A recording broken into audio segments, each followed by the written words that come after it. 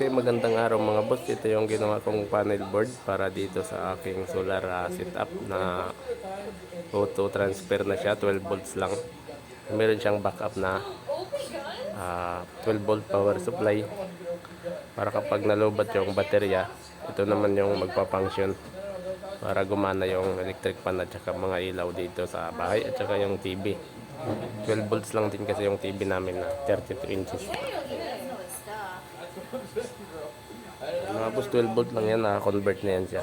Dating to 20 volts.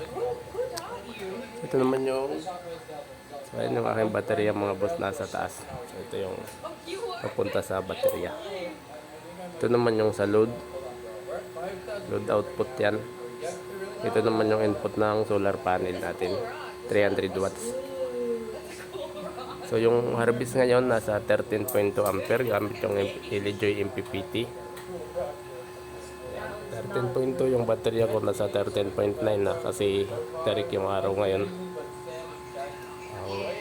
Input niya nasa 6.1 lang. Pagpapunta sa baterya, na doble na yung amperahe natin dahil MPPT yung gamit natin.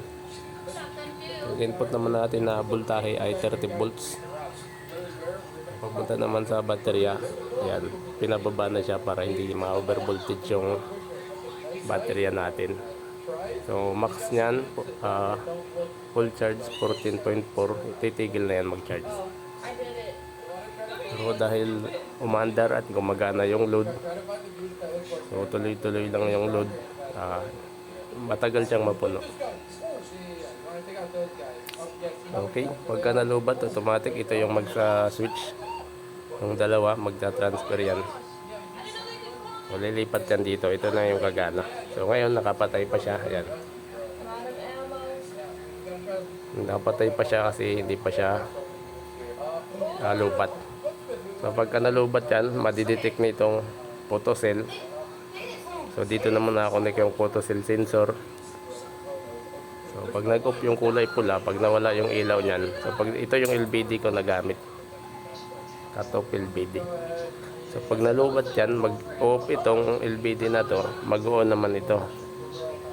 So ngayon, dito nakakonect sa 20 volts.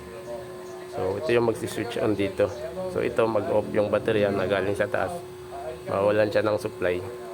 So ito naman yung gagana, automatic na yan mga boss. Ayan, naka-program na yan siya sa ganyan araw-araw. So ayun lang.